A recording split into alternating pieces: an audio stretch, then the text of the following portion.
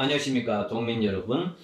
1952년 사상 11월호에 실려있는 히랍 고대 국가의 민주정치라는 글을 여러분들에게 소개시켜 드립니다. 이 글은 신도성이라는 교수에 의해서 작성이 됐는데요. 이 교수는 이 당시에 서울대학교 교수였습니다. 히랍이라고 하면 고대 그리스의 다른 표현인데요. 아마 여러분들이 고대 그리스의 민주정치에 대해서는 많이 들어보셨을 것이고, 그래서 이 글이 비교적 다른 사상에 실려있는 다른 글보다는 조금 익숙하지 않을까 생각이 듭니다. 전체 내용상 분량으로 봤을 때 두 개의 영상으로 분리해서 업로드 될 것 같은데요. 첫 번째는 고대 그리스의 민주정치에 대한 소개이고, 두 번째 영상에서는 이 고대 그리스의 민주정치가 현대국가에서는 어떻게 다른가와 관련해서 내용을 소개시켜 드립니다. 그러면 보시는데 고대 히랍의 여러 도시국가에서는 전 인민이 일정한 장소에 모여서 중요한 국사를 직접 시민의 의사로 결정하였다는 의미에서 직접 민주정치라 불러서 민주정치 이상으로 보는 것이 보통이다. 그러나 반대의 의견이 없는 것은 아니다. 고대 그리스는 신앙의 사회, 이게 신앙의 사회라는 말은 원시사회에 가깝다는 것입니다. 어쨌든 간에 신앙의 사회와 같은 것이어서 시민은 전적으로 국가에 복종하였으니 오늘과 같은 시민의 사생활, 또 신앙, 재산관계, 심지어 혼인이나 자녀 교육에 이르기까지 세세하게 국가의 간섭이 있었다 이렇게 돼 있죠. 그런데 오늘과 같은 이라는 표현을 쓰고 있는데 오늘과 달리 이렇게 하는 게 더 적절할 것 같네요. 뿐만 아니라 히랍 당시의 학자들 사이에서도 민주정치에 대한 평가는 구구했는데 소크라테스, 플라톤, 아리스토텔은 대체로 부정적이었다 이렇게 되어 있습니다.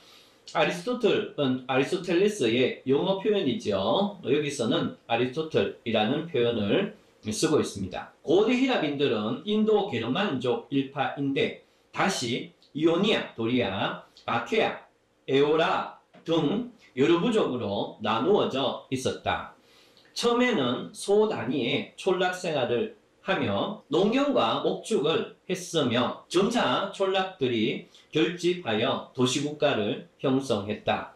그 다음에는 그리스가 왜 통일국가를 형성하지 못하고 폴리스 단위로 나누어 있었는지 설명하는데요. 히랍의 지리적 형편은 산지 등이 많아서 전체적으로 통일이 불편했다.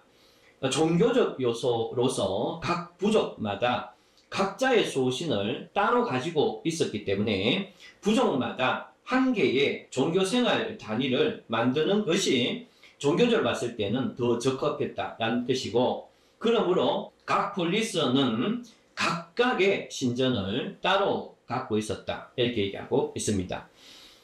지금 이제 지리적으로 종교적으로 통일국가를 만들지 못했던 이유가 되어 있는데요. 하지만 그뿐은 아니었다는 겁니다. 또한 히랍인의 정신적 동기가 전체적 통일을 싫어했다는 겁니다. 아리스토텔은 1국가의 적정한 인구로서 2만 명 정도가 좋다라고 하였고, 심지어 플라톤은 노예를 포함해서 5,040명이 최적의 인구다 이렇게 주장하기도 했습니다. 그래서 그들은 하나의 통일국가를 이루지 못했는데 한 도시의 인구가 증가하면 그 일부를 떼서 타처로 이식하여서 전혀 별개의 도시국을 건설하였던 것이다 이렇게 되어 있습니다.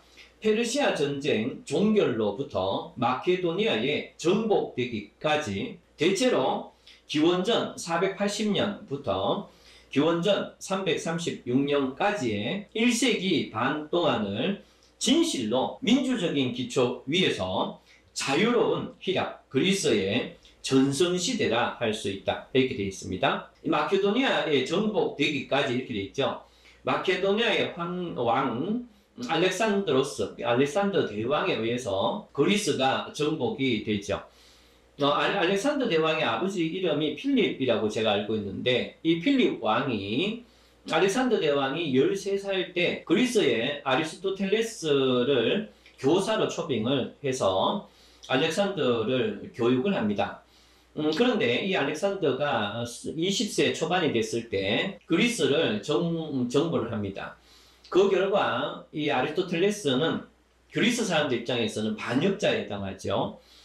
그래서 알렉산더 대왕이 사망을 한 이후에는 아리스토텔레스는 더 이상 그리스에서 살지 못하고 다른 쪽으로 도망을 해서 그곳에서 죽기도 하는데요. 어쨌든 그 아리스토텔레스도 알렉산더 대왕 그 직전까지가 그리스에서는 최상의 민주적인 형태였다, 이렇게 얘기하고 있습니다.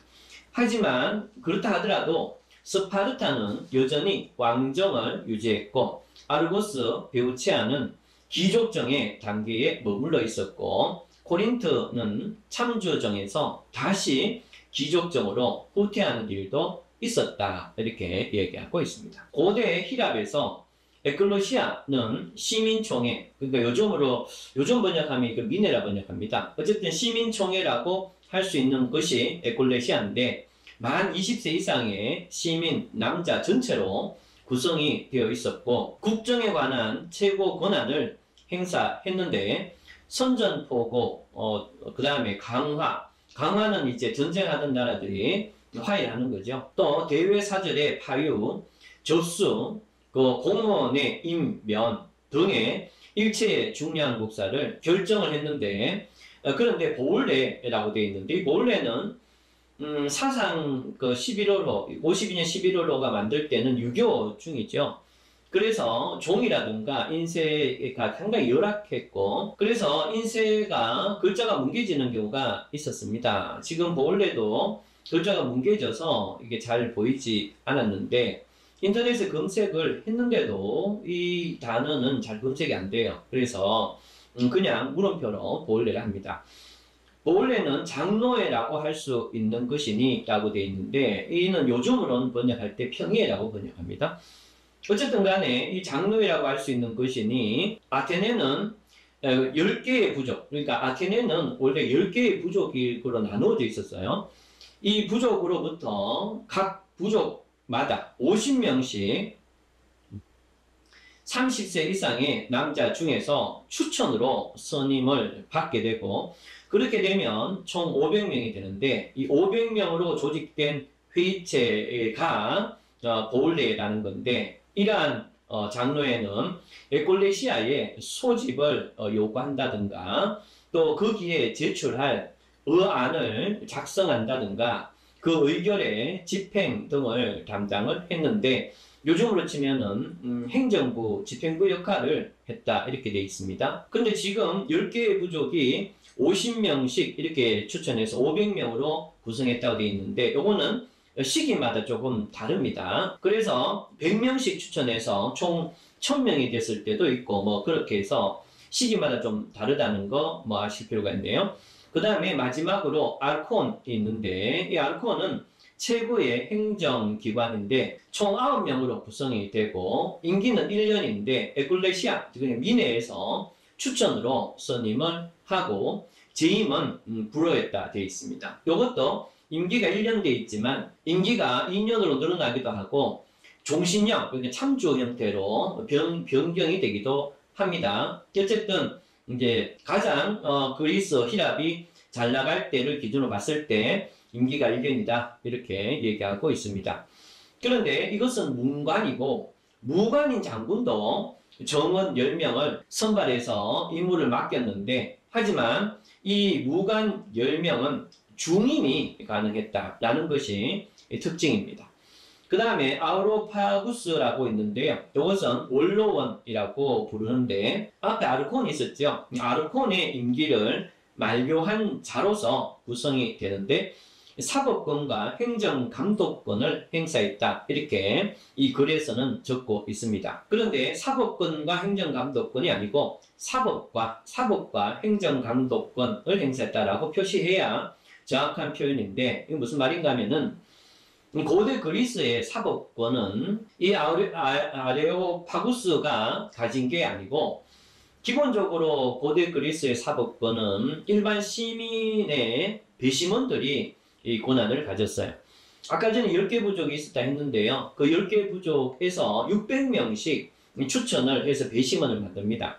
그러면 총 10개 부족이니까 600명이 되는데요. 아니죠. 6,000명이죠. 6,000명이 되는데 어떤 재판을 할 때 6,000명이 전부 참여해서 배심원 역할을 하는 건 아니고 이 6,000명이라는 것은 일종의 배심원 풀이에요.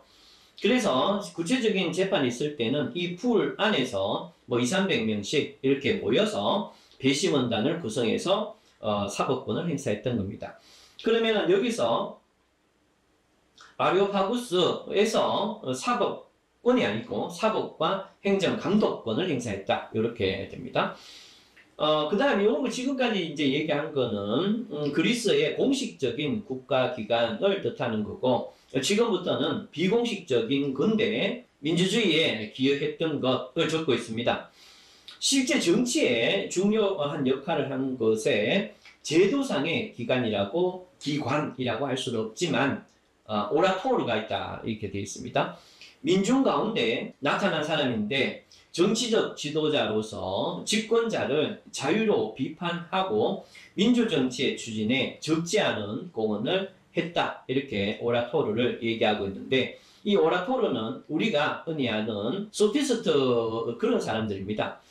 그러니까 소피스트는 이 오라토르가 상당히 부패했던 시기를 말할 때 소피스트 이렇게 얘기를 하고요. 이 소피스트는 철저히 현세의 권력과 경제력 중심의 이익을 추구하던 그런 사람들입니다.